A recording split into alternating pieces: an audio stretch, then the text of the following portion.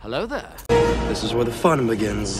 What's up guys, Unofficial Star Wars here. Hope you're doing well, and in today's video we are going to be talking about an undisclosed George Lucas live action series that he was going to be doing before, of course, the whole Disney buyout, and when he still owned Star Wars technically. It's exactly what we're going to be discussing in today's video, because this is honestly quite interesting. Not just that, but it has some potential implications for what we may see in the future. I quite honestly find this 10 times more interesting that we're just now hearing about this nearly 10 plus years after Disney acquiring Star Wars and Lucasfilm from George Lucas.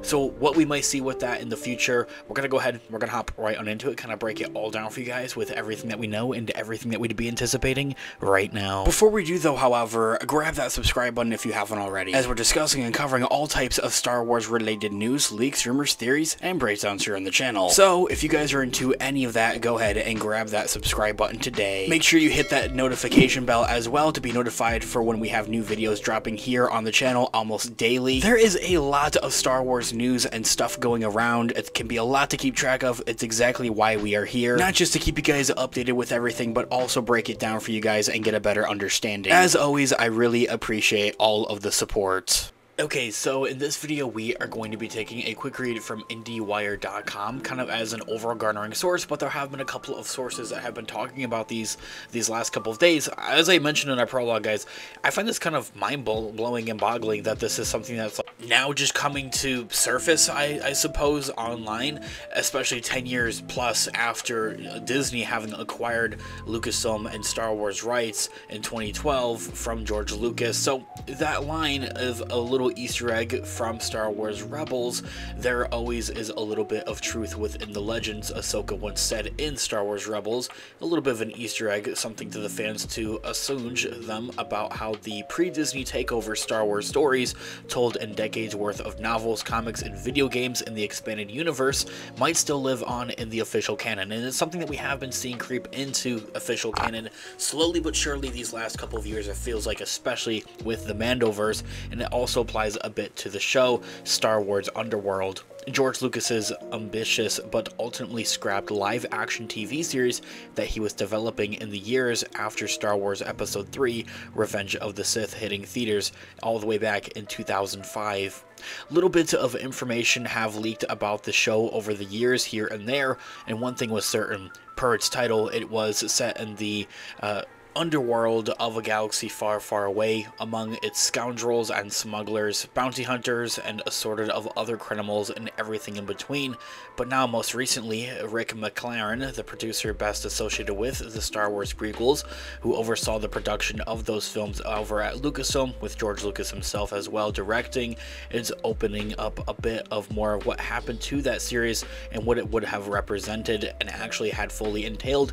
Not just that, but how we're not just potentially seeing that come to fruition and come to life in the next coming couple of years, but maybe even how we've already seen something of that, especially recently with the Mandoverse, Disney Plus, and everything that we've seen kind of come from Lucasfilm in the last couple of years. And on the Young Indie Chronicles podcast, McCallan entered the Lucasfilm fold as a producer on the 90s show, which arguably bears many tonal similarities to the prequels, and the producer said that it would have blown up the whole Star Wars universe, and Disney would have definitely never offered to George to buy the franchise. And to the kind of, I guess, aspect of that, it's something that would have just not been good, is kind of my understanding from that. I don't know, what do you guys make of that? Let me know in the comments down below. It would have blown up the whole Star Wars universe, and Disney wouldn't have definitely never offered George to buy the franchise. IndieWire's request for comment to Lucasfilm about this podcast have gone unanswered, and part of that might have also been simply due to the cost factor of how much it would have cost to produce a show like this, especially back in 2005 and under George Lucas, Lucasfilm of course as well.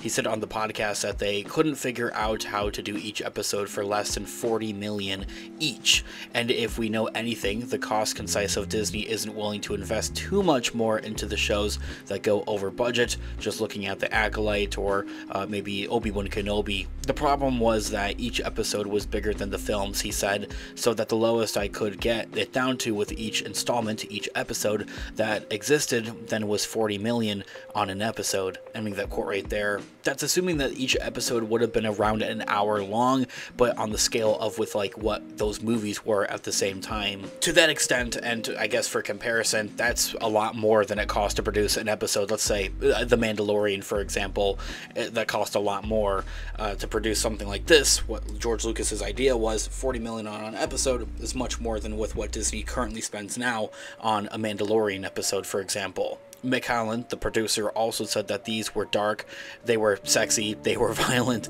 they were absolutely wonderful, complicated, challenging scripts. And over the years, Star Wars Underworld, as a working title, had been referred to as George Lucas trying to do The Sopranos, but in Star Wars. And as time had kind of elapsed since the show simply proved too expensive to make and a broadcast partner was never lined up, more details have emerged here and there throughout and with what this project really truly would have entailed. I do like that idea though. The Sopranos, but in Star Wars, honestly, is something that would be kind of cool. I think the closest that we maybe have had to something similar to that, let me know in the comments down below. It feels like maybe, I could be totally wrong about this, maybe The Book of Boba Fett or maybe Andor, but let me know what you guys think in the comments down below. Now, among them, Star Trek writer and Battlestar Galactica showrunner Ronald D. Moore had also went on to the show run Outlander instead, and was one of the writers on Underworld, actually working alongside with George Lucas. Who would have thought? Star Wars writer meets Star Trek writer. I mean, worlds collide.